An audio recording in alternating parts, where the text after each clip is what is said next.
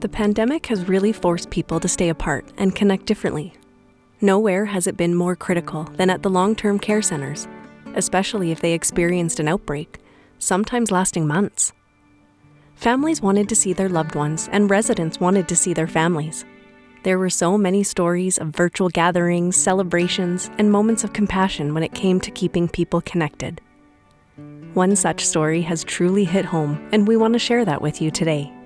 Tad was a longtime resident at CapitalCare Lynnwood, and Aggie, his daughter, spent many hours visiting her dad, as did her mom. Tad had dementia, and it was progressing. This meant he was more and more dependent on the supports of others. When Aggie went to visit, she would read aloud to him or listen to music. Meaningful memories and moments that mattered made each visit important. COVID meant so many restrictions, and more so for those living in long-term care. The fear of either getting COVID or being part of the spread was something that agonized Aggie, as she tried to find a way to better stay engaged with her dad.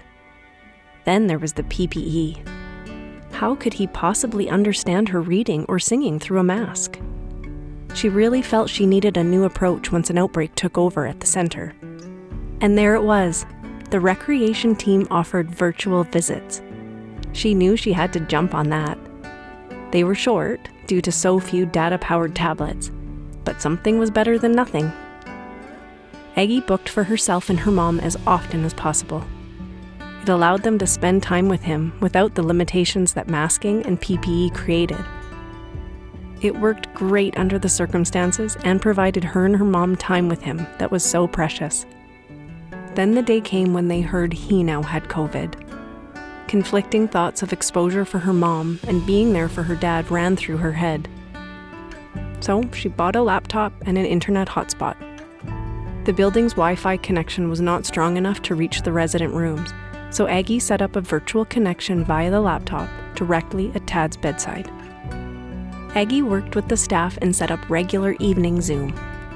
As COVID took hold of Tad, their worst fear came. He was now at end of life.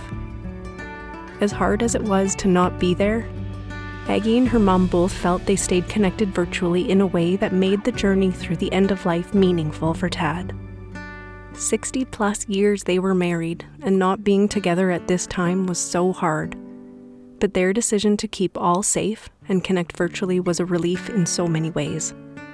The hardest moment was when Aggie just knew. He was leaving them. After her mom said her last goodbyes, Aggie told her dad she loved him, then closed down the Zoom call. Within the hour they got a call. Tad had passed away. In the days that followed, Aggie reflected on the whole experience.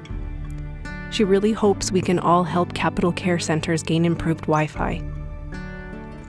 Maybe we won't be in a pandemic, but for those families who travel or live far away, or for those whose situations mean they just can't be there every day, connecting virtually is the way to go.